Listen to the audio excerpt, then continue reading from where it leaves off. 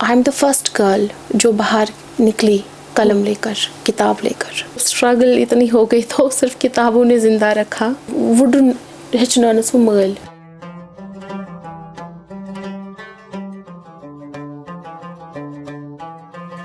आज की मुलाकात के एक और शुमारे में आप तमाम नाजरीन का इस्तकबाल है। आज के हमारे प्रोग्राम की गेस्ट है दीबा नज़ीर। दीबा नज़ीर एक कश्मीरी प्रोज राइटर है और साथ साथ साहित्य अकेडमी अवार्डी भी रह चुकी है। अस्सलाम वालेकुम दीबा। वालेकुम सलाम। आपका बहुत बहुत शुक्रिया हमारे साथ जुड़ने के लिए। शुक्रिया। आप अपने बारे में थोड़ा बताएं, अपने आप को इंट्रोड्यूस कराएं। कि मेरा नाम दीबा है और मैं शहरी खास से ताल्लुक़ रखती हूँ। एक मिडिल क्लास फैमिली से बिलोंग करती हूँ। तो मेरा बचपन इस तरह से गुजरा कि सिर्फ किताबें सौंपी गई। जब मैं क्लास 3 में थी तब फ़िलासफ़ी ऑफ इस्लाम की किताब मुझे दी गई। मुझे नहीं लग रहा है कि 3rd का एक बच्चा फ़िलासफ़ी ऑफ इस्लाम या कुलियात शेखुल आलम के साथ क्या करता, लेकिन वो पेज फिरती गई। लेकिन मुझे नहीं पता था कि किस्मत में मेरी डिग्रियाँ सूफी सेंट के रिलेटेड होगी कि मुझे कश्मीरी आगे जाके पढ़ना होगा। और जो मेरे बुज़ुर्ग हमारे घर के अगर है तो मैं 4th जनरेशन हूँ जो एजुकेटेड है। I am the first girl जो बाहर निकली कलम लेकर, किताब लेकर। I am the first in my family, in my whole family की अगर बात करें। डॉक्टर्स भी हैं, इंजीनियर्स भी है, मगर एक लिखारी के तौर पे अकशर राइटर बनूं उस बोर्ड चैलेंज। कैसा लगता है दीबा आपको जब लोग जानते हैं एज अ वुमन राइटर? मुझे वो ज़माना याद आ रहा है कि जब मुझे एक्सेप्ट नहीं किया गया। फैमिली की बात नहीं कर रही, सोसाइटी की बात कर रही हूँ। क्योंकि मैंने पहले ही कहा कि एक चैलेंज था राइटर बनना, किताब लेकर जाना। लेकिन रहनुमाई हुई थी प्रोफेसर नसीम शफ़ाई की, जिन्होंने मुझे अपने साथ लिया और इन महफ़िलों में मुझे जो भी ऑर्गेनाइजेशंस है, राइटिंग ऑर्गेनाइजेशंस है, उनके साथ इंट्रोड्यूस कराया और उनकी सोहबत मिली शायद थोड़ी सी। और मैंने आगे चलना सीखा, लिखना सीखा, मेरे कलम में ज़ोर आ गया। कितना मुश्किल रहा होगा आपके लिए सफ़र तय करना? सफ़र उतना भी मुश्किल नहीं था, लेकिन कहीं ना कहीं लाइफ में एक ऐसी स्टेज आ गई जहाँ पे मुझे प्रूव करना पड़ा कि मैं कुछ, क्योंकि जैसे मैंने आपको कहा कि बचपन में तो कुछ और ही दिखाया गया था मेरी फैमिली में, लेकिन फिर ज़िंदगी ने और लाइफ ने इतनी टफ़ टाइम, इतना स्ट्रगल करना पड़ा कि जहाँ मैं भूल गई थी कि मैं हूँ कौन। लेकिन सिर्फ एक मुताला, रीडिंग एंड राइटिंग ही था जिन्होंने मुझे बहुत ज़िंदा रखा। सही।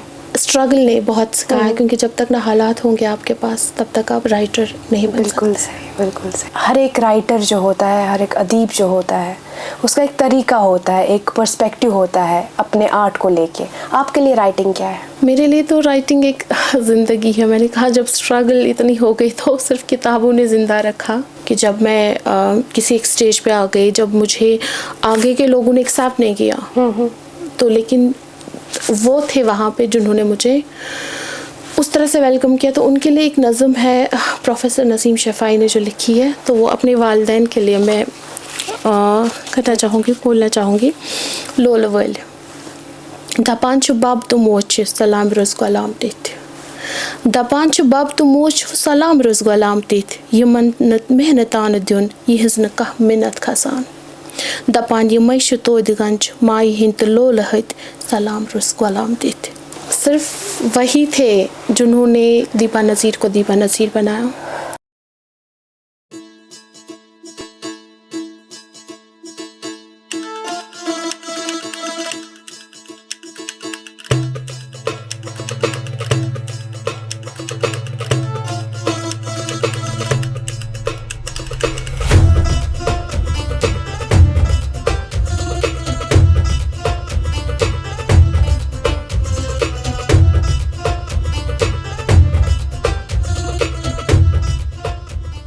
क्या लगता है आपको, अगर आपके वालिदैन का आपको सपोर्ट नहीं होता, आज आप दीबा नज़ीर नहीं होती? देखिए आयमन, ज़रूरी नहीं है सिर्फ वालिदैन हो, क्योंकि लड़कियों की 2 ज़िंदगियाँ होती, 2 रुख होते हैं, एक तो शादी से पहले और शादी के बाद। तो लेकिन शादी के बाद एक जो दूसरा रुख होता है, जो हमारे शौहर मतलब कभी कभार एक राइटर को एक्सेप्ट नहीं होता है वहाँ पे दूसरी लाइफ में, लेकिन उनका भी बहुत साथ रहा। मेरे शौहर ने भी सीख लिया, ऑल्दो वो बिजनेस बैकग्राउंड के हैं, लेकिन उनको भी पता चला कि नहीं, दीबा का तो सफ़र जो है ये कुछ डिफरेंट ही है, शायद जैसे इनके वालिद साहब ने किया है तो चलो मैं भी करता हूँ। लेकिन as a writer, as a Diba Nazir मुझे सेलिब्रेट किया।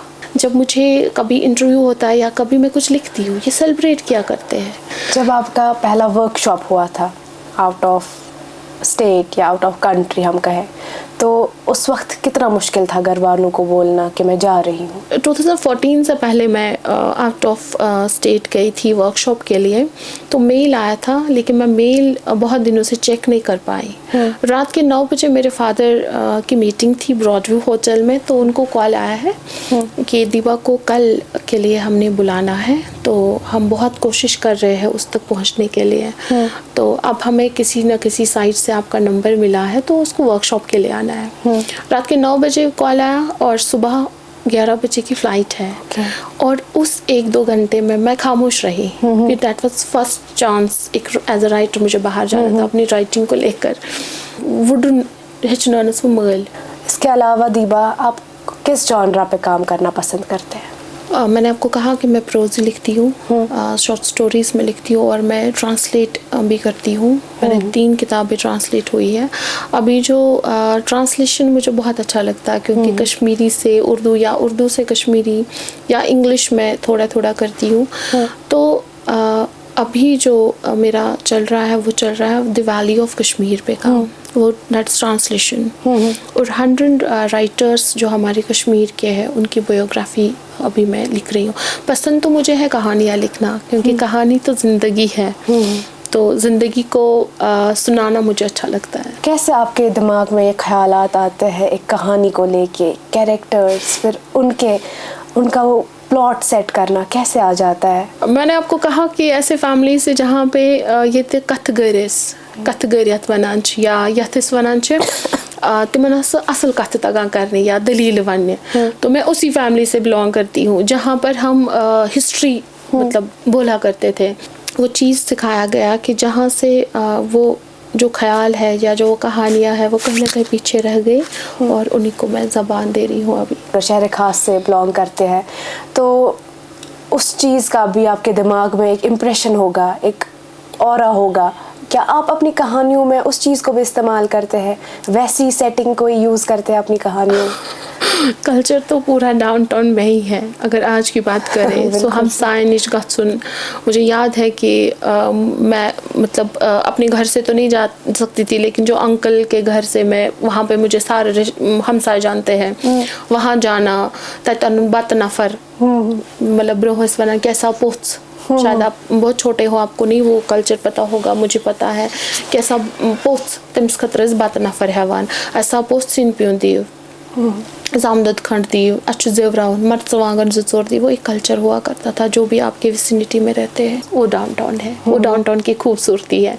और मेरी राइटिंग में आप सिर्फ डाउनटाउन का ही सीन पाओगे। अगर आप कोई भी कहानी सुनोगे या पढ़ोगे तो उसमें डाउनटाउन का ही वो इमेजिनरी वो एक माहौल बन जाएगा आपके साथ। एज अ राइटर आपने इतना सारा काम किया है ज़िंदगी में, तो आपको क्या लगता है एक राइटर बनने के लिए, एक राइटर को अंदर से पहचानने के लिए एक इंसान में क्या चीज़ें होनी चाहिए? कि इंसान की जब तक ना वो कमिटेड होगा अपने साथ कि मुझे करना क्या है, मुताला होना चाहिए बहुत ज़्यादा, हालातों पर नज़र होनी चाहिए, और किसी चीज़ में वो सेंसिटिविटी होनी चाहिए, तब जाकर वो एक राइटर बन सकता है। वो अंदर के वो उस राइटर को जगा सकता है। इस जर्नी में आपका कोई रहबर रहा होगा, आपका कोई टीचर रहा होगा या मेंटोर रहा होगा?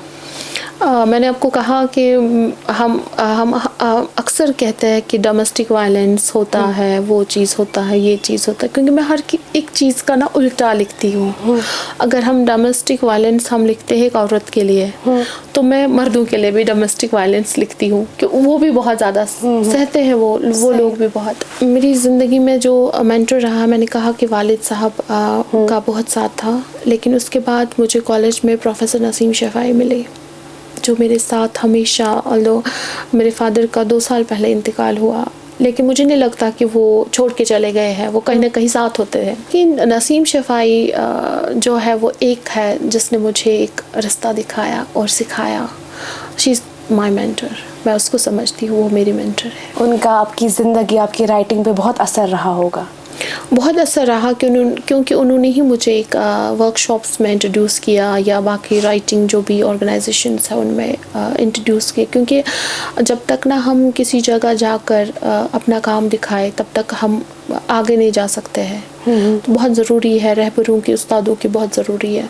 इतने सारे कश्मीरी वुमेन पोइट्स रहे हैं या राइटर्स रहे हैं, राइटर्स का तो ज़्यादा नहीं कहूँगी मैं, लेकिन पोइट्री जो है, जैसा कि आपने ही कहा, 14th सेंचुरी से कश्मीर में होती आ रही है। ऐसी कोई ख़ास पोइटेस या हम कह सकते हैं ऐसी कोई ख़ास राइटर जो आपको दिल के करीब हो, आपको पसंद हो, उनके कलाम या उनकी शायरी? ललदत तो है ही है, क्योंकि उतनी भी ज़्यादा नहीं है, शुमार तो उतना हज़ारों में नहीं है कश्मीरी राइटर्स, लेकिन जितनी भी है बहुत दिल के ख़ास है। लेकिन अगर आप देखोगे कि मेरे हाथ में मेरी उस्ताद की किताब है, नसीम शफ़ाई की, तो ये मुझे बहुत, इसकी जो किताब है ना, जब भी मैं उदास होती हूँ तो इसकी शायरी को पढ़ती हूँ, तो तब जाकर मैं काम डाउन हो जाती हूँ, अदरवाइज़ नहीं। This is fact. जो हमारी एक उर्दू शॉर्ट स्टोरी राइटर है राफिया वली, उसकी कहानियाँ आप पढ़ो, आप देखो कितनी कितनी डेप्थ है उसकी कहानियों में। तो लेकिन जो दिल के करीब है वो मेरी, अगर हम कंटेम्प्ररी राइटर्स की बात करें, वो है नसीम मैम। हमारे पिछले राइटर्स रह चुके हैं, उन्होंने अपने जो स्टोरीज़ है या अपनी राइटिंग्स है उनमें कुछ इश्यूज़ डिस्कस किए हुए हैं। या हम बात करें ललदत की या हम बात करें हब्बा खातून की, उस वक्त जो सोसाइटी में चीज़ें होती थी, आपको लगता है कहीं ना कहीं वो चीज़ें अभी भी हो रही है और यंग राइटर्स या अभी के जो राइटर्स हैं वो सेम चीज़ें डिस्कस कर रहे हैं अपनी राइटिंग्स में? हम अक्सर, जैसे मैंने आपको कहा कि मेरी फैमिली की बात या कोई फ्रेंडशिप में कोई लड़की है, उसको कोई प्रॉब्लम है अपने ससुराल में, वो कहते कि मेरी कहानी लिख दो।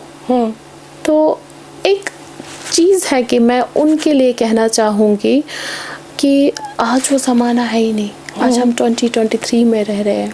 मायका या ससुराल, ये इमोशंस होती है, इमोशंस इंसान लिख डालता है।